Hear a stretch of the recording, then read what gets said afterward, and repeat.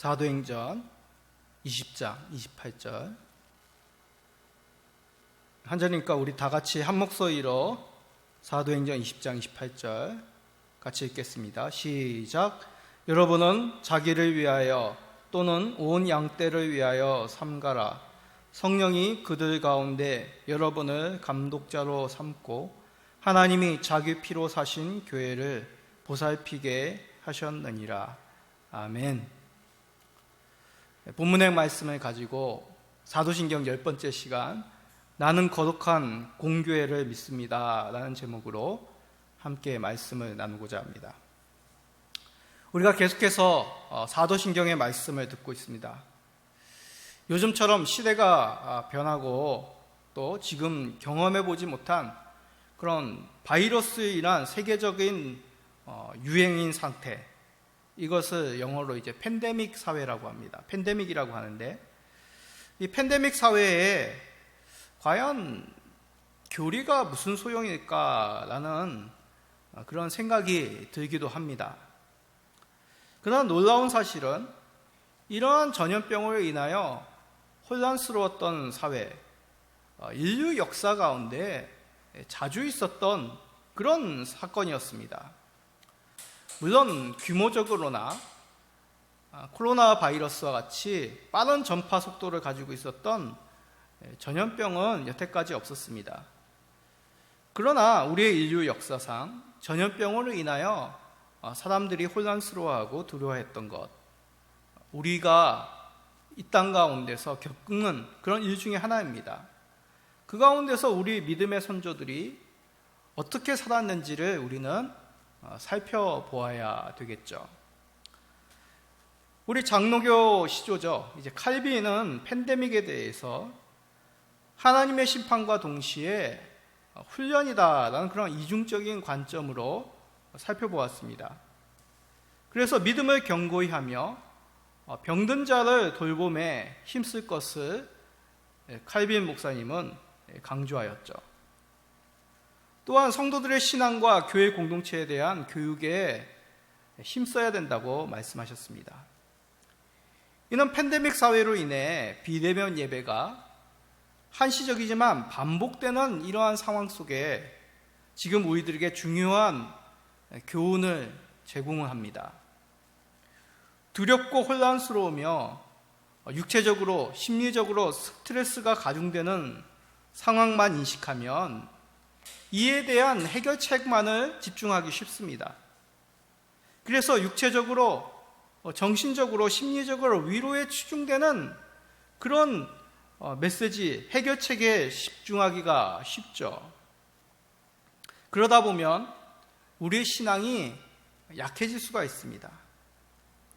또한 온라인 예배로 인해 예배에 대한 중요성을 잊고 쉽게 설교를 선택하여 듣는 자의 입장에서 듣는 자의 위중을 살핀 그런 설교에 집중할 우려도 있습니다. 그러기에 바른 진리, 교리가 필요한 것입니다. 우리가 무엇을 믿는지, 우리가 어떻게 예배를 드리는 것이 합당한지, 그 가운데 교회는 어떠한 모습으로 세워져 가야 되는지 우리가 성경적인 바른 가르침이 필요한 것입니다. 그렇지 않으면 사회적인 혼란함과 인간적인 두려움에, 그리고 이단의 회방에 우리의 신앙이 잊어버리기가 쉽습니다. 자, 오늘은 사도신경 중에 교회에 관한 내용입니다. 말씀을 들어보면 우리가 종종 들어보았던 그런 쉬운 내용입니다. 그렇지만 우리가 쉽게 중요한 이 교회에 대한 말씀의 바탕을 우리가 잊고 살았음을 깨닫게 됩니다. 오늘 말씀을 통해 함께 예배드리는 모든 성도님들이 바르게 교회를 사랑하고 또한 믿기를 간절히 소원드립니다. 자, 먼저 사도신경 9번째 내용이죠. 우리 사도신경 9번째 내용, 교회에 대한 부분을 우리 함께 읽어보겠습니다. 거룩한 공교회와 성도의 교제와. 자, 오늘은 교회의 내용 중 첫 번째 내용입니다. 자, 2시간에 걸쳐서 이 사도신경 속에서 교회의 신앙 고백을 우리가 살펴보겠는데, 첫 번째 내용입니다. 거룩한 공교회, 이 내용에 대해서 우리가 살펴보겠습니다. 자, 우리말의 어순에는 동사가 제일 뒤에 나오죠. 그래서 우스갯소리로 이 한글은, 우리나라 말은 끝까지 다 들어봐야지 무슨 뜻인지 안다, 뭐 그런 말이 있습니다. 동사가 제일 뒤에 나오기 때문에 그렇죠. 그렇기 때문에 라틴어로 쓰여진 이 사도신경의 원문은 우리가 읽는 이 한글 번역과는 조금 다른 어순입니다. 그래서 오늘 읽었던 이 거룩한 공교회와 성도의 교제와도 마찬가지입니다. 동사가 없죠. 원래 라틴어는 거룩한 공교회를 믿습니다, 이런 내용으로 이 문장이 되어 있습니다. 그래서 사도신경 9번째부터 12번째까지 모두 아우를 수 있는 동사는 우리 한글로 번역된 이 사도신경에서 제일 마지막에 믿습니다, 그 모든 내용이 9번째부터 12번째까지의 동사가 되겠습니다. 그래서 죄를 용서받는 것을 믿습니다, 몸의 부활을 믿습니다, 영생을 믿습니다 라고 우리가 이해를 해야 되는 것이죠. 마찬가지입니다. 거룩한 공교회와 성도의 교제를 믿습니다 라는 그런 뜻입니다. 자, 그런데 거룩한 공교회를 믿습니다, 조금 생소하게 들리지 않습니까? 삼위일체 하나님을 믿습니다, 예수님의 죽으심과 부활하신 그 십자가의 구속의 사건을 믿습니다, 영생을 믿습니다. 이런 것들은 우리가 참 쉽게 이해가 되고 평상시에 많이 들어본 그런 내용입니다. 그런데 교회를 믿습니다 라는 그런 말을 우리가 얼핏 들어서는 잘 이해가 되지 않습니다. 왜냐하면 교회는 믿어야 할 대상이 아니고 우리가 사랑하고 세워야 될 것이라고 우리는 생각하기 때문에 그렇습니다. 자, 그러면 거룩한 공교회를 믿습니다 라는 뜻은 무슨 뜻일까요? 자, 이 뜻을 쉽게 이해하려면 제가 하는 두 가지의 질문에 대해서 우리가 답을 어떻게 하느냐, 우리가 그 대답을 보면 쉽게 이해가 됩니다. 자, 첫 번째 질문입니다. 주께서 세우신 교회가 거룩한 교회임을 우리 성도님들은 믿습니까? 예, 당연히 아멘이라고 대답하시겠죠. 자, 두 번째 질문입니다. 주께서 세우신 교회가 동일한 믿음을 고백하는 교회임을 믿습니까? 아멘이십니까? 자, 다시 한번 묻겠습니다. 주께서 세우신 교회가 믿음을 고백하는, 성경 속에 기록된 그 믿음을 고백하는 주의 몸임을 믿습니까? 예, 아멘이죠. 우리가 이 두 가지 질문에 대해서 모두 성도님들이 아멘, 그렇습니다 라고 대답을 하셨을 것입니다. 그렇습니다. 거룩한 공교회를 믿습니다 라는 것은 첫째, 교회는 거룩한 교회임을 우리가 믿는다는 고백입니다. 두 번째로, 교회는 공통된 믿음, A라는 사람의 믿음이 다르고 B라는 사람의 믿음이 다르고, 서울에 있는 어떤 교회가 믿음이 다르고 이 광주에 있는 엘림시민교회가 믿음이 다르고, 그런 뜻이 아니라 공통된 믿음, 다르게 말하면 조금 어려운 말로 보편적 교회임을 믿는다는 뜻입니다. 자, 온라인 예배로 드리는 모든 성도님들 함께 따라해 봅시다. 거룩한 교회임을 믿습니다. 교회임을 믿습니다. 보편적 교회임을 믿습니다. 보편적 교회임을 믿습니다. 그렇습니다. 우리가 교회를 바라보며 고백할 신앙은, 교회는 거룩하며 보편적인 신앙을 가진 교회임을 믿는 것입니다. 거룩하고 보편적인 교회, 이런 교회에 대한 믿음을 가지는 것, 이것이 왜 중요한 것일까요? 우리 성도님들은 사랑하고 생각하고 소망하는 교회, 어떤 교회이십니까? 이 의미가 왜 중요한지 좀 더 쉬운 예로 설명드리겠습니다. 자, 가정을 생각해 보십시오. 성도님들이 생각하는 가정, 우리 가정은 이런 모습이어야 돼 하는 그런 가정의 상들이 꿈꾸는 가정의 모습이 있을 것입니다. 우리 자녀들도 마찬가지겠죠. 웃음소리가 떠나지 않는 그런 가정을 저는 꿈꿔요. 행복한 가정, 다들 건강한 무탈한 그런 가정을 저는 소망합니다. 저는 매일 아침에 기도할 때, 새벽에 눈 뜰 때 하나님 앞에 기도할 때 우리 모든 가족들이 평안할 수 있도록 그렇게 기도합니다. 성령님들이 생각하는 가정, 그 가정의 모습은 각자가 다를 것입니다. 우리가 그렇게 가정을 생각하는 것, 소망하는 것, 이 뜻은 그 가족을 구성하는 그 모든 가정의 구성원들이 그런 사람이 될 수 있도록, 그런 삶을 살기를 원하는 바람일 것입니다. 자, 그런 삶, 그런 가정이 되기를 원한다면 제일 먼저 내가 어떠한 삶을 살아야겠습니까? 웃음소리가 떠나지 않는 가족이 되기를 원합니다 라고 바라면서 늘 인상이 찌푸리고 늘 심각하고 가족들에게 큰 소리, 좋지 않은 소리를 그런 내뱉는 삶을 살아야 되겠습니까? 그렇지 않은 것이죠. 성도님들이 세우고자 하는 가정에 대한 그 확신을 가지고 그렇게 살도록 최선을 다할 것입니다. 가족은 이런 모습이어야 돼. 우리가 생각하는 가정에 대한 모습에 대해 확신을 가지고 우리는 그렇게 살아가는 것이죠. 마찬가지입니다. 우리에게도 성경적인 교회에 대한 믿음은 우리가 이 땅에 속해 있고 사랑하는 그 교회를 세워감에 있어 가장 기초가 된다는 것입니다. 그런데 교회에 대한 믿음은 각자가 가지고 있는 신념으로 세워가는 것이 결코 아니죠. 나는 교회란 것은 공동체적인 사랑이 있는 교회라고 생각해. 그래서 공동체적인 그 사랑의 교회를 나는 믿어. 또 어떤 분들은 나는 찬양이 힘 있는 교회가 가장 중요하다고 생각해. 그래서 나는 찬양하는 교회에 대한 믿음이 있어. 이렇게 각자가 생각하고 우선시하는 것에 바탕하여 교회를 바라본다면 안 됩니다. 만약 그런 분들이 함께 예배를 드린다면 어떻게 했습니까? 하나가 되지 못하는 것이죠. 주께서 원하시는 교회는 그런 모습이 아닙니다. 주께서 원하시는 교회는 우리가 믿음으로 고백할 교회임이 마땅한 것이죠.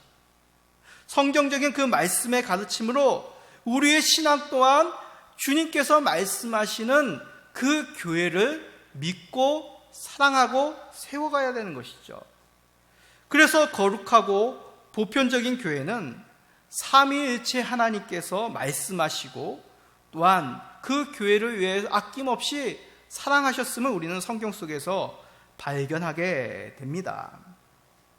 주께서 말씀하신 교회이기에 당연히 우리가 속해 있는, 우리 성도들이 속해 있는 이 하나님께서 세우신 교회임을 우리는 고백하게 되는 것이죠. 자, 말씀을 통해서 이 내용을 다시 한번 살펴봅시다. 사도행전 20장 28절입니다. 여러분은 자기를 위하여 또는 온 양떼를 위하여 삼가라. 성령이 그들 가운데 여러분을 감독자로 삼고 하나님이 자기 피로 사신 교회를 보살피게 하셨느니라. 자, 이 말씀은 바울이 이제 어떠한 일이 있을지 모를 그 예루살렘으로 돌아가면서 마지막으로 소아시아 교회 지도자를 초청하여서 당부한 그런 내용입니다. 그렇게 이 말씀은 바울 개인의 어떠한 그런 권면이 아니라 주께서 교회의 지도자들과 성도들에게 주시는 당부의 말씀인 것이죠. 이 말씀 속에서 교회를 뭐라고 얘기하십니까? 교회를 가리켜 하나님이 자기 피로 사신 교회라고 말씀합니다. 교회는 어떤 누군가, 아니면 조직이나 가치관, 또는 요즘 민주사회라고 하죠. 대다수의 성도들의 의견을 모아 그렇게 해서 세워진 교회가 결코 아니라는 것입니다. 오로지 하나님이 친히 사람으로 오셔서 피로 값지게 사신 주의 교회, 하나님의 교회입니다. 거룩하고 보편적인 교회의 가장 밑바탕의 신앙이 바로 교회는 하나님의 교회, 하나님이 사신 교회임을 우리들에게 말씀하고 있습니다. 어떤 이단들이 자신들을 가리켜 하나님의 교회라고 칭합니다. 결코 이단들이 더럽혀야 될 그런 말이 아닙니다. 우리가 속해 있는 교회, 우리가 꿈꾸고 세워가는 교회, 우리가 믿음으로 고백하는 교회는 하나님이 거룩한 뜻을 갖추고 독생자 예수의 피로 세워진 주의 교회입니다. 자, 이 내용은 우리가 익히 들어본 말씀입니다. 잘 알고 있는 내용이죠. 그런데 안타깝게도 우리 주변에서 많은 교회들이, 또 목회자들이, 성도들이 교회의 주인이 우리 주 하나님임을 우리가 쉽게 잃어버리는 경우가 많습니다. 이는 교회를 사랑하고 교회를 더 바르게 세우려는 그런 각자의 열정들, 열심들, 그것과는 전혀 다른 자신이 주인이라는 그런 잘못된 사고인 것이죠. 또한 행정적인 대표자로서, 또한 기능상의 어떤 직분자의 의무와는 다르게 어떤 자신의 소유요, 자신의 뜻과 자신의 가치관, 자신의 우선순위로 교회를 바라보는 우리들의 잘못된 모습이 이 땅 가운데 비일비재함을 우리는 보게 됩니다. 하나님의 피로 사신 교회로 믿는다면 자신의 생각과 의지는 내려놓아야 됩니다. 성경에서 말씀하시는 것까지 행해야 되고, 멈추라고 분명히 말씀하셨으면 때로는 내가 일평생을 다하고, 또한 앞으로 우리의 자녀들이 함께 속해 있을 교회일지라도 우리는 잠시 주의 뜻 가운데서 멈출 수 있는 그런 믿음을 가져야 되는 것이죠. 그러나 우리가 눈을 씻고 찾아보지만 이 땅에서 하나님께서 세우신 교회의 의미를 바탕하는 그런 이상적인 교회를 찾기가 쉽지가 않습니다. 그래서 필요한 것이 무엇입니까? 믿음입니다. 눈에 보이는 것을 믿는 것, 그것은 어떻게 보면 믿음이라고 할 수 없습니다. 그냥 사실을 받아들이는 것이죠. 눈에 뻔히 보이는데 누가 그것을 믿지 못하겠습니까? 그냥 그 사실입니다. 눈에 보이는 그 사실대로 우리가 받아들이는 것입니다.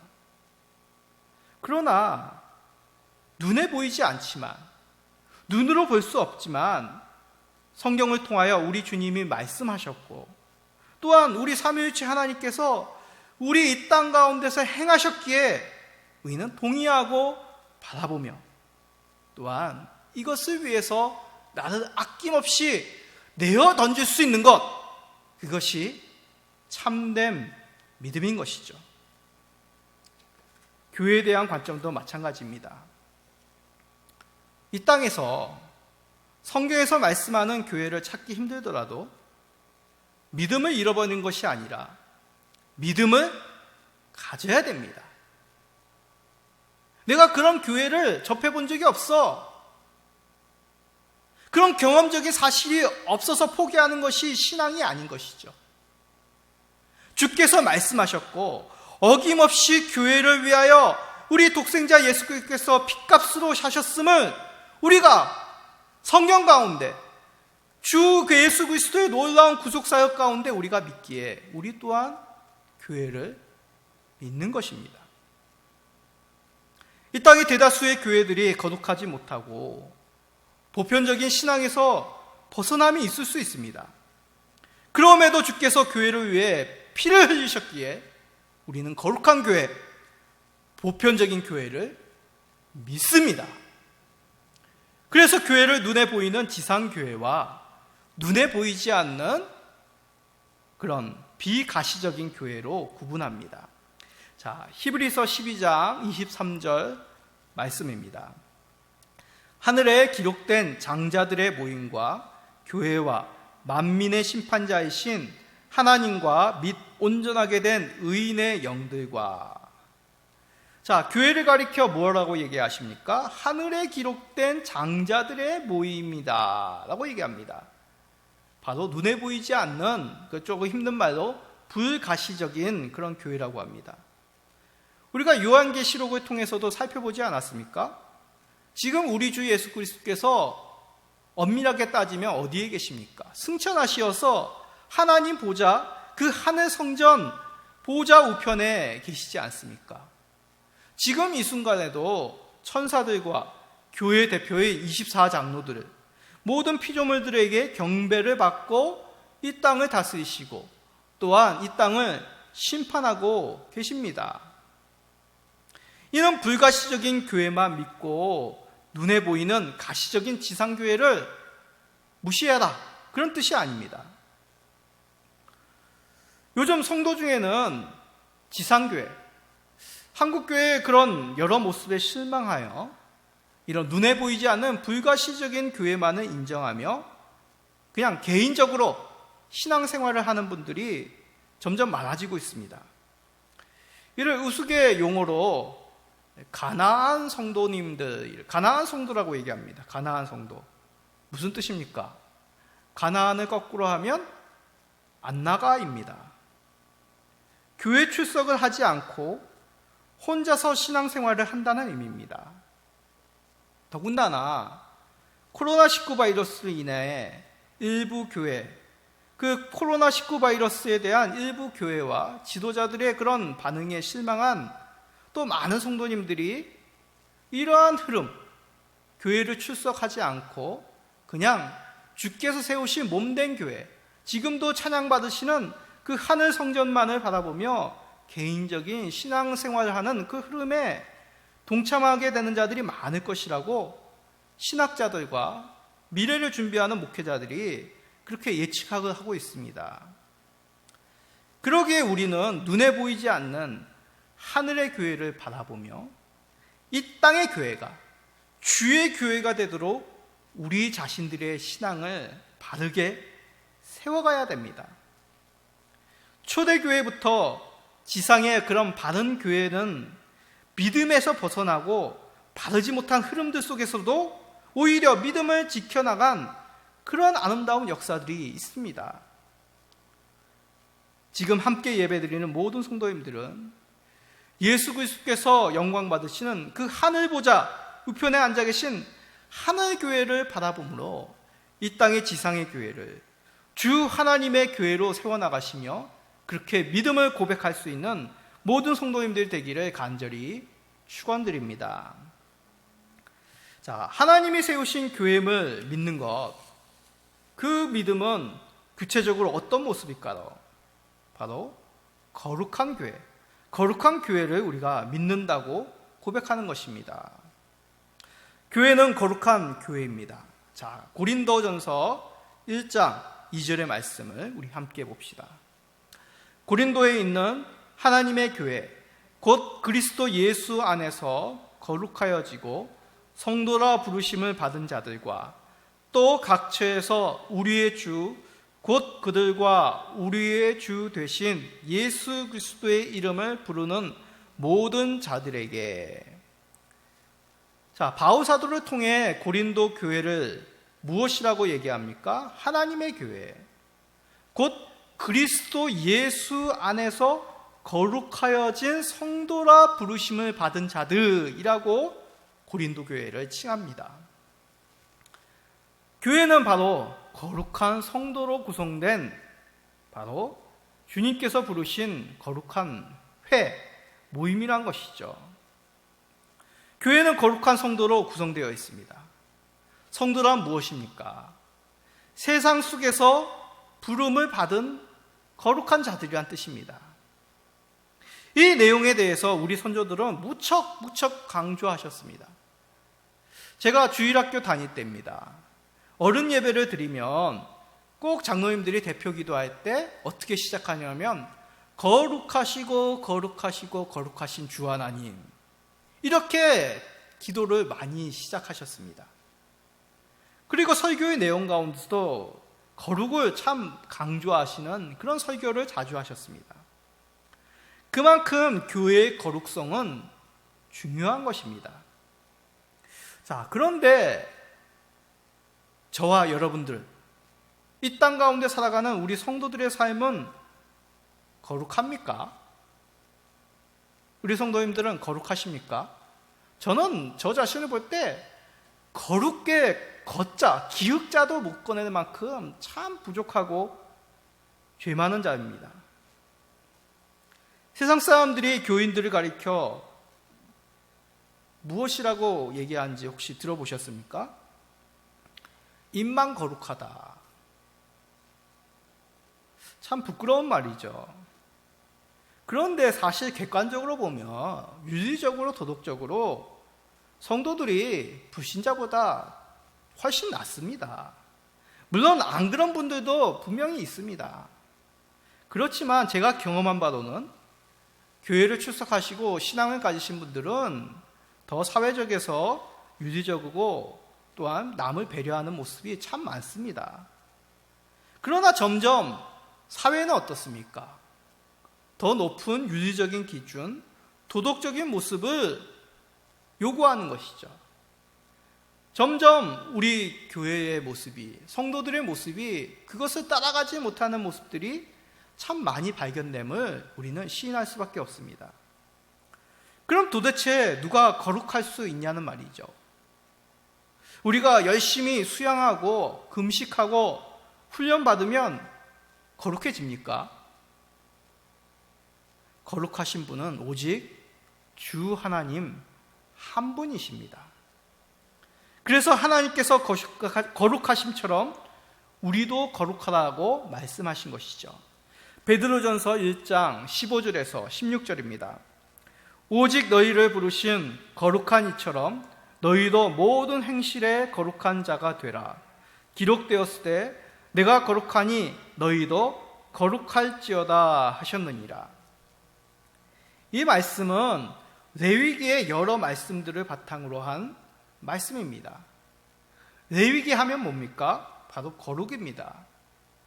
하나님의 선민들이 거룩한 백성으로서 이제 하나님이 약속하신 그 약속의 땅에 들어가서 어떻게 살아야 될지를 당부하는 말씀, 가르치는 말씀이 레위기 말씀이죠. 그런데 우리는 어떻습니까? 거룩하지 않습니다. 그러기에 거룩하신 우리 주 하나님 한 분, 그 한 분 하나님을 따라가야, 닮아야 되는 것이죠. 성경에서 말하는 거룩은 어떤 사회적인, 도덕적인, 윤리적인 산만을 뜻하는 것이 아닙니다. 하나님, 그 하나님이 바로 거룩 그 자체입니다. 하나님의 성품이 바로 거룩이시죠. 죄가 없으시고 의로우신 하나님, 그 하나님이 바로 거룩 그 자체입니다.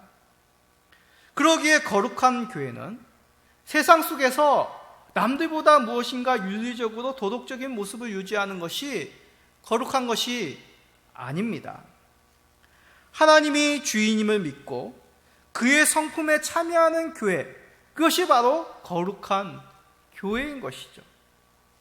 그래서 말씀에서 무엇이라고 말씀하셨습니까?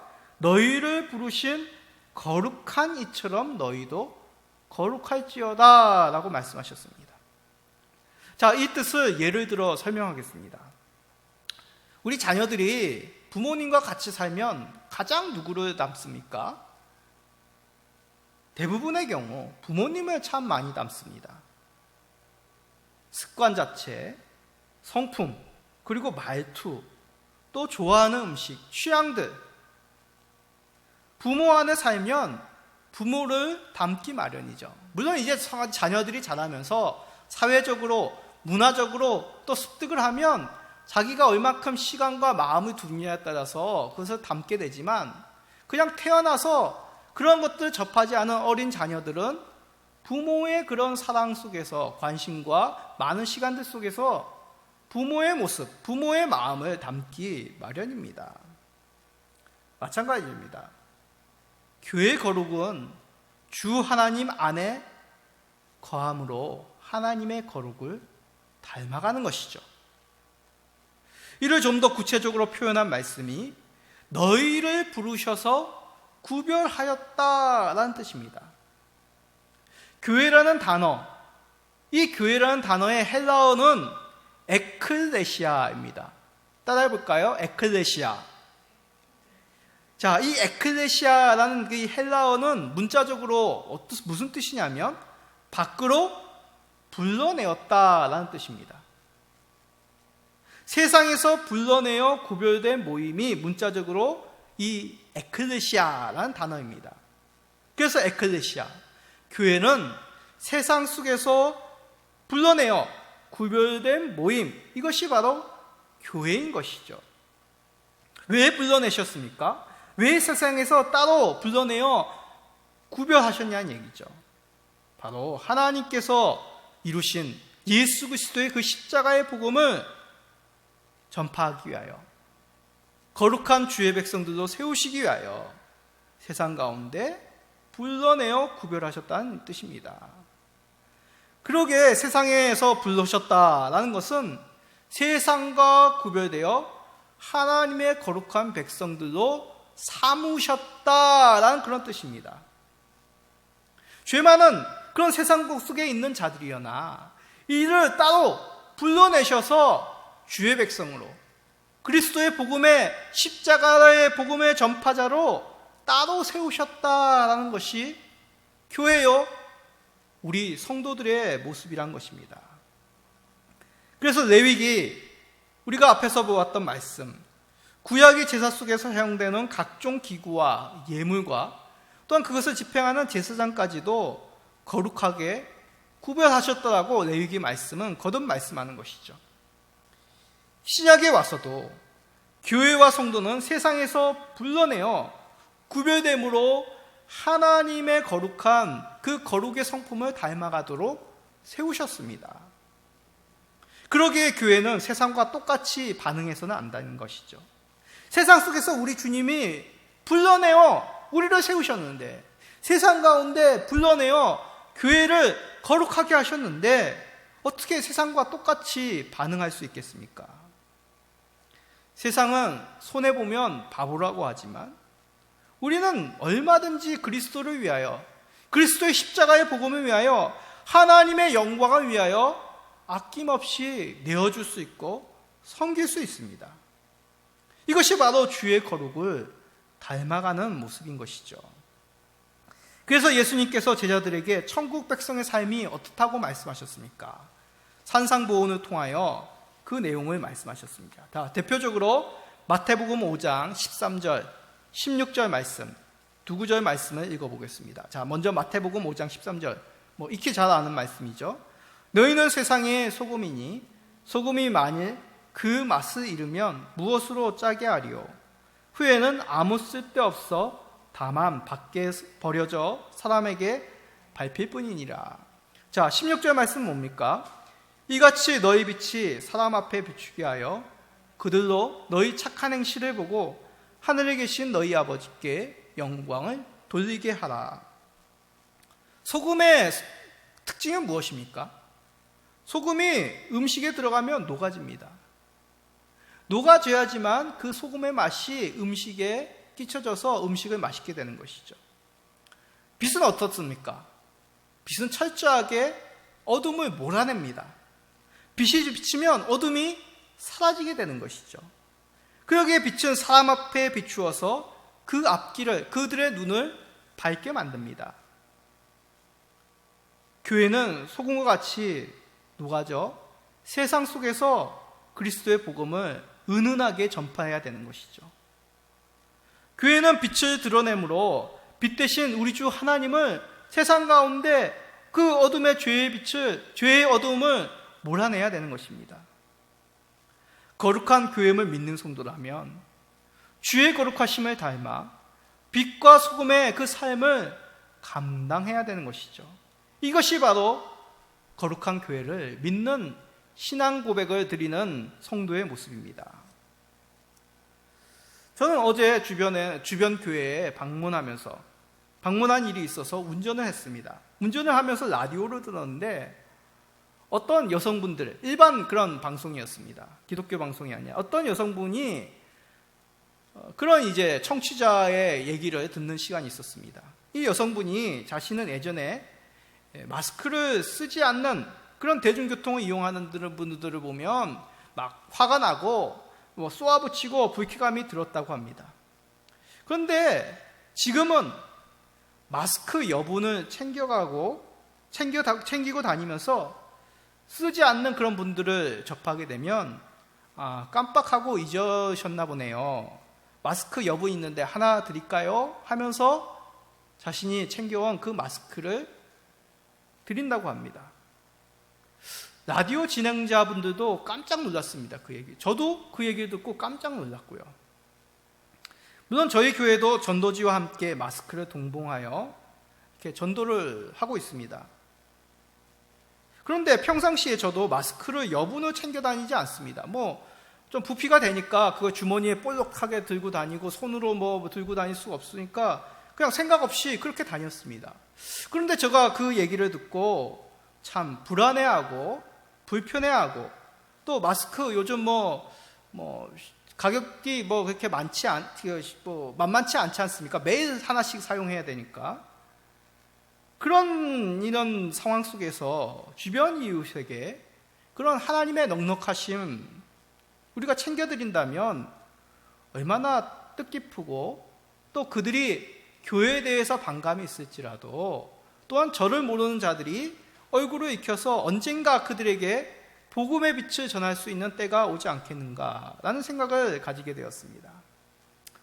그렇게 하면 불편하죠. 마스크를 일일이 챙겨야 되고 마스크 하나 가지고 생색내는 것도 아니고 그런 생각도 들기도 하고, 그러나 불안해하고 불편하는 세상 가운데 하나님의 평강, 그리스도의 사랑, 정말 우리가 마스크로 우리가 보호받는 것이 아니라 예수 그리스도의 거룩한 보혈로 그 십자가의 복음으로 말미암아 우리가 온전함과 평안함을 누릴 수 있다면 그 사랑으로 얼마든지 세상 사람들에게 다가갈 수 있는 것 아니겠습니까? 예배를 드리는 모든 성도님들, 그리스도의 예수의 복음과 사랑으로 이 거룩함, 그 하나님의 빛 되심, 또한 교회의 소금됨을 널리 전파하시는 우리 모든 성도님들이 되시기를 간절히 축원드립니다. 자, 마지막으로 우리는 공교회를 믿습니다. 따라해 볼까요? 우리는 공교회를 믿습니다. 자, 공교회. 저도 이거 좀 예전에는 이게 무슨 의미인지를 잘 몰랐습니다. 좀 말이 이해가 쉽지가 않습니다. 공교회란 무슨 뜻일까요? 바로 보편적인 교회란 뜻입니다. 자, 말씀을 통해 살펴봅시다. 에베소서 4장 4절에서 6절입니다. 몸이 하나여 성령도 한 분이시니 이와 같이 너희가 부르심에 한 소망 안에서 부르심을 받았느니라. 주도 한 분이시요 믿음도 하나요 세례도 하나요 하나님도 한 분이시니 곧 만유의 아버지시라. 만유에 계시고 만유를 통일하시고 만유 가운데 계시도다. 아멘. 말씀이 길지만 무슨 뜻입니까? 한 하나님, 한 성령님, 한 신앙과 한 소망으로 우리가 믿음으로 고백합니다. 그런 뜻입니다. 삼위 하나님께서 일치이시듯이, 하나이시듯이 우리의 믿음과 우리의 소망도 하나입니다. 이를 위해서 우리 주 예수께서 오셔서 만유 위에 계시고 만유를 통일하신 만유 가운데 계신 만유의 주요 만주의 주이십니다. 이 뜻이 바로 공교회, 보편적인 교회를 믿습니다 라는 뜻입니다. 개신교회가 교리적으로 또한 정치적으로 차이를 이루어서 보편적인 교회를 믿습니다 라는 말을, 이 교리를 무색할 만큼 이렇게 나누어져 있습니다. 그렇기 때문에 더욱 우리는 보편적인 교회를 믿습니다라는 이 믿음과 바른 이해가 필요한 것입니다. 자, 공교회, 보편적인 교회라는 뜻을 가진 영어 단어가 무엇인지 혹시 아십니까? 캐톨릭입니다. 캐톨릭이 보편적, 그래서 캐톨릭 처치가 보편적 교회, 공교회라는 영어 단어입니다. 구교, 카톨릭이라고 보통 얘기하죠. 이 구교 카톨릭은 이것을 그냥 용어적으로만 그렇게 사용하고 있는 것입니다. 결코 카톨릭은, 구교는 이 얘기하는 그 언어가 담고 있는 보편적인 공교회, 성경에서 말하고 있는 보편적인 믿음을 고백하지 않습니다. 교황과 역사적인 그런 시대적인 상황에 재단된 믿음을 고백하는 그런 보편적인 신앙에서 벗어나는 그런 모습이죠. 그런 보편적인 믿음이 무엇이겠을까요? 우리가 무슨 설교를 듣고 있습니까? 사도신경에 관한 설교입니다. 그렇습니다. 가장 성경에서 보편적으로 믿음을 요약한 그 고백이 무엇입니까? 사도신경입니다. 이를 바탕인 된 성경의 말씀, 그 말씀과 사도신경의 그런 내용들, 그 내용으로 믿음을 고백하는 것, 이것이 바로 보편적인 믿음의 고백이라고 할 수 있는 대표적인 교리입니다. 그러기에 신앙의 교회만이 아니라 구약의 언약적 교회도 보편적인 교회에 속합니다. 자, 로마서 11장 17절 말씀입니다. 또한 가지 얼마가 꺾였는데 돌 감람나무인 내가 그들 중에 접붙임이 되어 참 감람나무 뿌리의 진액을 함께 받는 자가 되었은즉. 자, 이 말씀은 은유적인 말씀이죠. 이방인들이 참여한 그 신약의 교회를 가리켜 비유적으로 돌감람나무라고 했습니다. 그런데 이 돌감람나무는 참감람나무에 접붙임을 당하였습니다. 그러기에 이 참감람나무는 바로 이스라엘 공동체의 접붙임을 받았다는 그런 은유적인 말씀이죠. 주께서 이스라엘 공동체가 언약에서 벗어난 자들도 있지만 그루터기로 남은 그러한 참감람나무가 있었습니다.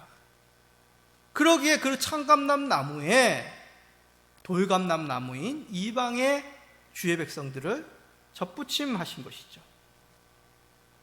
접붙였다는 것이 중요한 것입니다. 신약교회를 이방인이지만 예수 그리스도를 믿는 자들을 따로 교회를 세우신 것이 아니라 이스라엘 가운데서도 언약의 백성들에게 접붙임을 통하여 신약의 교회를 세우셨다는 것입니다. 그래서 예루살렘 교회는 초대교회의 어머니와 같은 역할을 하죠. 그리고 예수 그리스도의 복음을 전파한 12사도들, 그들 또한 유대인들이었습니다. 이들을 통하여 이방의 복음 전파자로 삼으신 것이죠. 그러기에 이방인 성도들은 예루살렘 교회와 같은 구약의 교회에 접붙임을 받았습니다. 이렇듯 교회의 보편성은 무엇인가 과거를 부정하고 새로운 것을 만드는 것, 이것이 보편적인 교회의 믿음이 아니란 것이죠. 구약의 교회에 신약의 교회가 접붙이듯이 교회의 역사 가운데 선조들의 믿음에 계승하여 오늘날 우리들의 신앙으로 고백하는 것, 신앙의 열매로 삼아야 되는 것이 보편적인 교회를 믿는 성도의 모습이란 것입니다. 특별히 현대에 들어와서 우리는 과거의 그런 좋은 모습, 그 신앙의 고백까지도 부정하는 경향들이 참 많습니다. 눈에 연약함들, 우리 부모 세대들의 어떤 연약함들이 들어오는 것이죠. 그러기에 그들의 참된 믿음의 고백까지도 부정하는 또한 우리들의 인간적인 생각이 앞설 때가 많습니다. 다시 한번 말씀드립니다. 사람의 역사, 개인의 업적을 세계로 한 뜻이 결코 아닙니다. 교회사 속에서 농아진 그 신앙, 오늘날 우리들의 교회, 우리들 가운데 고백하여 주고 그 선배들의 아름다운 신앙 고백을 나의 신앙의 고백으로 삼아야 된다는 뜻입니다. 이것이 바로 진정한 공교회임을 믿습니다라는 뜻입니다. 현대는 점점 신신학에 유대행하는 시대입니다. 신신학 들어보셨습니까? 새롭다는 것입니다. 신사도주의, 신완전주의, 신칭의론, 유보적 구호론, 이런 거창한 신학이 아니더라도 지금 어떻습니까? 개교회 중심적으로 개신교들은 우리 교회가 다른 교회보다도 더 뛰어나다는 것을 자랑하는 그런 차별된 신앙을 그렇게 강조합니다. 우리가 더 거룩하고 우리가 주변에 있는 교회보다도 더 열심히 있고 복음을 더 널리 전파하고 지역을 더 아름답게 섬겨나가는 그러한 우리들의 교회가 다른 교회보다 차별적이라고 하는, 새롭다라고 하는, 더 능력 있다라는 그런 생각에 우리는 사로잡혀 있는 것이죠. 그러나 성경은, 우리 주님은 결코 남보다 더 우수한 신앙, 그것을 가르치지 않으셨습니다. 열심과 충성을 가져라. 내가 남들보다 더 열심을 품고 충성함으로 주님을 사랑하고 교회를 세워나가는데 더 힘을 쏟는다, 그런 뜻, 그것이 잘못됐다는 것이 아닙니다. 우리가 품어야 될 것은 같은 하나님, 같은 신앙, 같은 소망을 우리가 품어야 된다는 것이죠. 이는 이단과 같이 비성경적이고 세속적인 신앙, 무분별하게 다 수용해라, 인간적인 일치됨을 우리가 해야 된다, 그런 뜻이 아닙니다. 바른 신앙 고백 가운데 성경 안에서 보편적인 교회를 믿고 소망하며 세워가야 된다는 것이죠. 보편적인 교회를 고백하며 소망하는 우리 모든 성도님 되기를 간절히 축원드립니다. 우리가 말씀을 들었습니다. 하나님이 세우신 거룩하고 보편적인 교회를 믿습니다. 근데 중요한 것은 이 믿음이 우리들 각자의 중심에 담긴 믿음이어야 된다는 것입니다. 우리의 삶 속에서 생명 있게 열매를 맺어가야 된다는 것입니다.